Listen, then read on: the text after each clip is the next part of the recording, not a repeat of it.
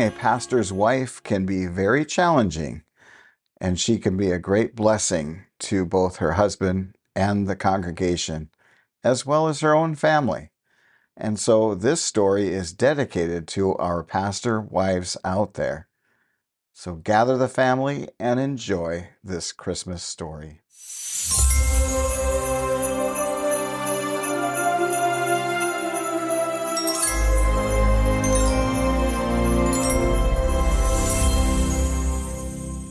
Like a Candle in the Window by Margaret E. Sangster, Jr. Greg lifted her tenderly across the threshold of the little gray stone house and held her tightly in his arms. Her clear blue eyes looked up into his, and then suddenly she buried her head in the fold of his arm and sobbed out, "Oh, Gregory Carter, I love you with all my heart, but I wish I didn't." "Well, Mrs. Carter, for a bride of 2 weeks, that is quite a statement. Would you mind telling me why you wish you didn't love your husband?" "All my life I've told myself, Joan, don't ever marry a preacher. Marry a lawyer, a farmer, a tailor, a baker, but don't ever marry a preacher. And here I am, married to you, the pastor of a church in a little mountain town 1,000 miles from nowhere, and I want a husband all my own." "Any complaints so far?" smiled Gregory.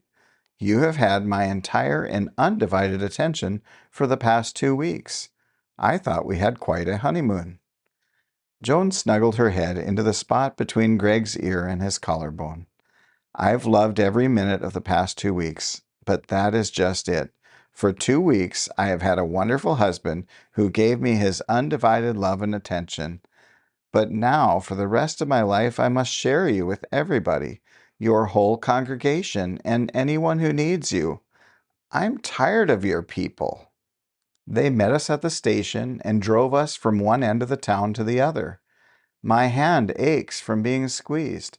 I'm gummy from being kissed by women I've never seen before. Probably they're looking at us right now, staring through the windows, 3 or 4 of them in my kitchen, watching. I feel as if we would live in a glass house for the rest of our lives."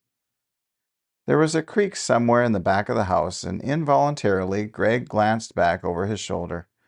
Joan's sobs stopped abruptly. She dabbed at her eyes with a handkerchief and called, "Come on out. Come out wherever you are." The hall door opened and they streamed in, laughing and calling, "Welcome home." The senior deacon, the junior deacon, and their wives and children, the Dorcas and the choir. They were all there, and they had food, pies, cakes, and sandwiches. Greg went forward to greet them, and they gathered around him. They love Greg, thought Joan. He is their pastor. Oh, make me strong enough to accept them. And then suddenly she was angry. "Greg's my husband.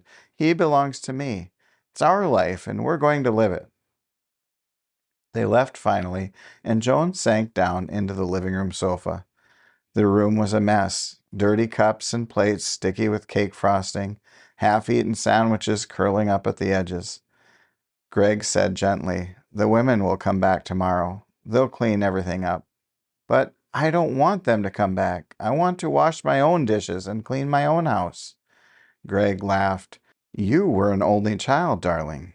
You've never learned to share." "But Greg, you'll never belong entirely to me. I want a husband who goes to work at 8 and comes home at 5, and between 5 and 8 will belong to me." "I'll always belong to you, dear. We both belong to our Heavenly Father, and because we do, we belong to each other. You will find that love is like the widow's meal. The more you give, the more you have for yourself. Life in this secluded little community is hard and dull, and oh, my dear, we have so much to give. Our lives must be like a guiding star, like a candle in a window, to show those who pass by the way home." And so they settled down, the young Carters, Gregory Carter and his wife Joan, living indeed in a goldfish bowl in a small mountain village, living in a stone house separated from a stone church by 20 paces of snowy lawn. Greg preached fervently and honestly from the pulpit. He drove out into the country to call on the sick parishioners, to perform marriage services and pray above opened graves. And Joan at home did her best to keep the parsonage shining, to cook meals that were nourishing and edible, and to think according to the pattern of her new life. She had an endless stream of callers, somebody every day. Mrs. Judson across the street. You say you were born in New York City? My, how you must miss the bright lights and all the goings-on. Nothing but God's mountains to look at here, and Main Street. And Joan would murmur, It's a charming little town. That coat you wore to church last Sunday, honey, was it real mink or muskrat? Mink, Joan would nod. Daddy gave it to me when I was 18. Or Mrs. Temney from around the corner would drop in to help dry the dishes and exclaim, Land sakes, dearie, you don't use these fancy dishes every day, I hope. And Joan would answer, Yes, they were wedding gifts, and I like to use them. When Joan protested to her husband that she was tired of all the women giving her advice and prying into her own personal affairs, Greg answered, Darling, the city you came from is made up of many little islands, and on each island people live by and to themselves. But it's different when you live in a small town. It's all one island, and your common property. When they had been married for 1 month, Joan thought it called for a celebration, and baked a pie, her very first. It was lemon meringue, and it was beautiful. That evening she set the table with her best china and silver. She gathered flowers and placed them in the center of the table with a tall candle at either end. The table was beautiful, and the dinner was delicious. Joan was thinking how wonderful to have an evening all to ourselves. She had just cleared the plates away and was going for her triumph, the lemon meringue pie, to set before her husband, when there was a knock at the door. Answering, Greg heard, Good evening. Are you the minister, please? I am Tony, and this is Maria. We'd like to get married, please. Get married? Asked Greg. Are you alone? Where are your families? Oh, please, we have no families. You see, I come 5 years ago from Italy. All the time I make the shoes. Every day I make a shoes, and save a my money, till at last I have enough to bring Maria. She is the time waiting in the old country, and now today she comes. I gotta the house ready. Oh, we are very happy, and now we like to get married, please. We have no family in this country. No mama, no papa, no brother, no sister, just Maria and Tony, that's all. And now we like to get married. Too bad no family, but with flowers on the table and candles, just a like nice wedding. Greg hesitated, but if Maria has just come, she does not speak English. She will not understand the ceremony. Oh, no matter, answered Tony. You tell me, I tell Maria, we do okay. And so, with Joan as witness, the service proceeded, with Tony translating each vow carefully. And when at last Greg had pronounced them man and wife, Tony smiled at Joan and said hopefully, Maybe you be like a sister to Maria. She has only me, Tony, no mama, no sister in this country. And suddenly Joan remembered the lemon meringue pie. 4 of the very best plates were placed on the table, and the china cups were filled with steaming chocolate, and the pie that was baked for just 2 became a wedding feast for 4. Joan did try to be like a sister to Maria. Maria was a beautiful girl, gracious and charming, and Joan enjoyed taking her to the village market and helping her a bit to master the new language. She made it a point to see that she met the other young women in the congregation, and several times Tony and Maria were dinner guests at the parsonage. But Joan still found it very hard to accept Greg's people. Why can't we ever have a little time to ourselves? Why must the house always be filled with your people? She demanded of Greg. They aren't my people, darling, he answered. They are God's people, the sheep of his pasture, and it was God who sent us here to be the shepherd of his flock. And Joan had choked back the tears as she answered, Maybe he sent you. Oh, if only we had a home, a real home that was all ours. Why must we share everything with your people? Because, dear, I'm their pastor, and you're their pastor's wife. Whatever is ours must be theirs, too.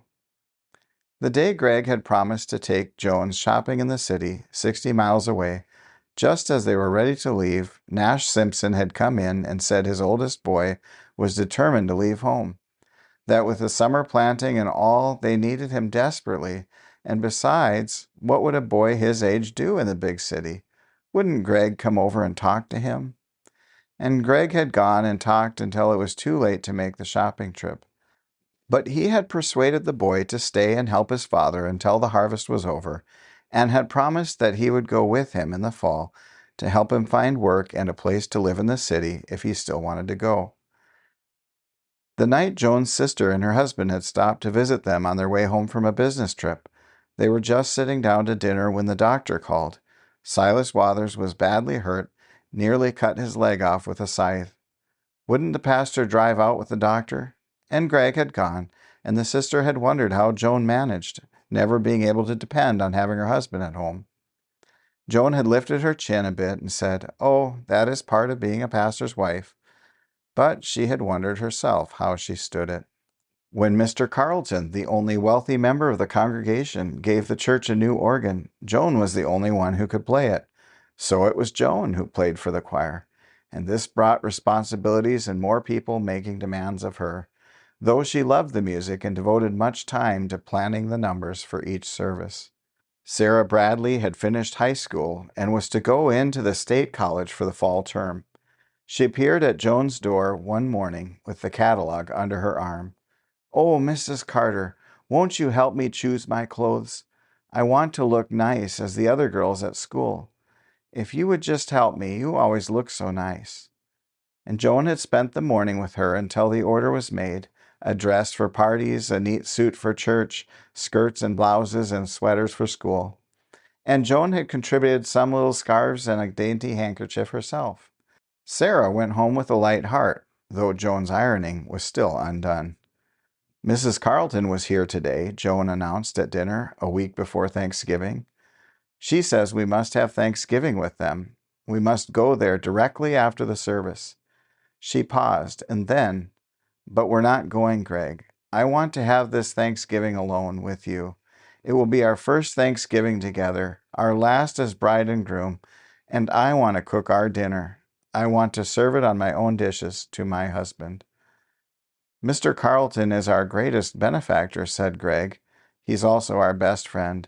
It was he, you know, who had the oil burner put in this parsonage. He gave the money for the organ. We'll have to go to his house for Thanksgiving, darling. They have extended the invitation to show their friendship and love for us." "All right, Greg Carter, you may go and eat Thanksgiving with the Carletons, but I am staying home.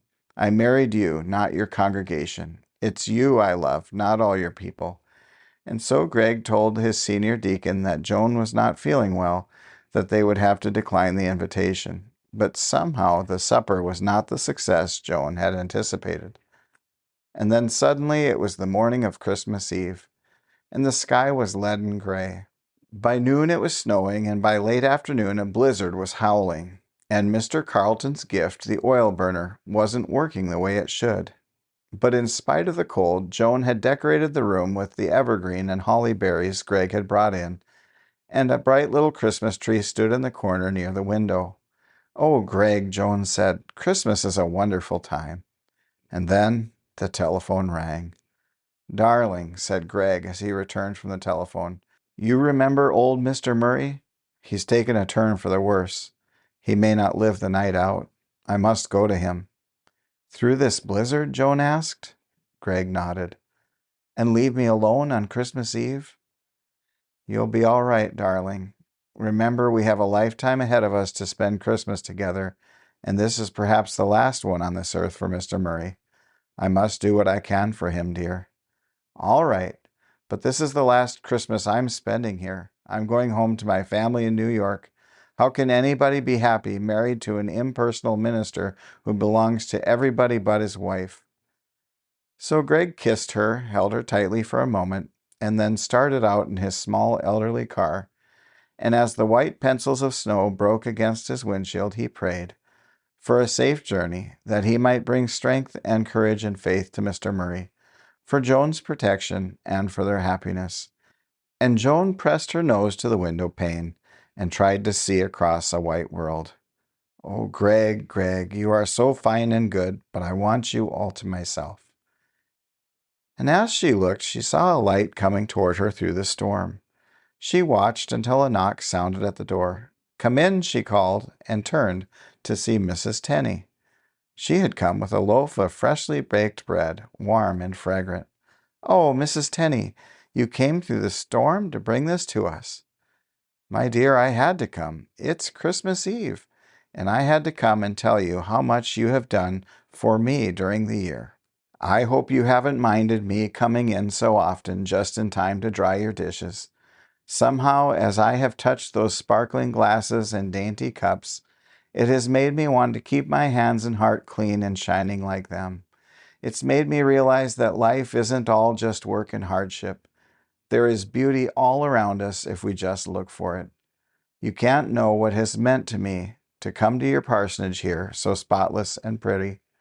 This isn't much, but I hope you'll enjoy it and know how much we love you. As Joan stood holding the warm loaf of bread, tears filled her eyes, but she wiped them quickly as a voice called out, "Anybody home?" It was Mrs. Judson from across the street. "All alone? I thought as much. I knew about old Mr. Murray, and I figured the pastor'd be out there with him. 'Tain't exactly nice to spend Christmas Eve alone, so I just thought I'd run over for a few minutes. My, your house looks right Christmassy. But then this house always looks just the way a pastor's home should look. Neat as a pin, flowers here and there for a bit of cheer, and comfortable chairs just where they're needed most.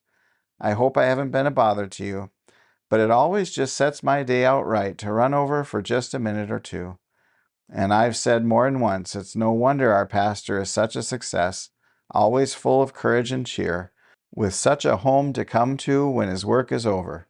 And your clothes seemed a mite extravagant at first, but more men had come home if their wives kept themselves prettied up and looked something worth coming home to. Oh, yes, I've said many times, says I, our pastor's wife does her part and does it well. My, I might near forget. Here's a pint of my strawberry preserves. I hope you'll like 'em. Sarah Bradley stopped by to show Joan how well her suit fit and to tell her how well she was getting on at college. Oh, Mrs. Carter, I don't know what I'd ever done without your help. The girls all like my clothes, and they like me. Oh, I just love you, Mrs. Carter, and I hope I can be just like you someday. I think it would be just wonderful being a minister's wife. Everyone loves you so. Tony and Maria came through the snow to bring a beautiful scarf of dainty handwork. To say thank you for your kindness, said Maria in her broken English. You've been like my sister. And she stooped to kiss Joan's hand. And Tony added, in the spring comes a little bambino, and if it is a girl, we call her Joan. You think the name is good? It was Mr. Carlton who stopped next. He came in stamping the snow from his boots. Well, just stopped in to wish you a Merry Christmas. We won't ask you to spend Christmas with us. Figured maybe you'd like to be alone, being's this is your first Christmas together in your new home. I just had the oil tank filled and left a bushel of apples on the back step. I don't know what we'd do without you and the pastor, Mrs. Carter. You've done a lot for this community. Why, it seems like you've been a guiding star, like a candle set in a window, to show us poor folks the way.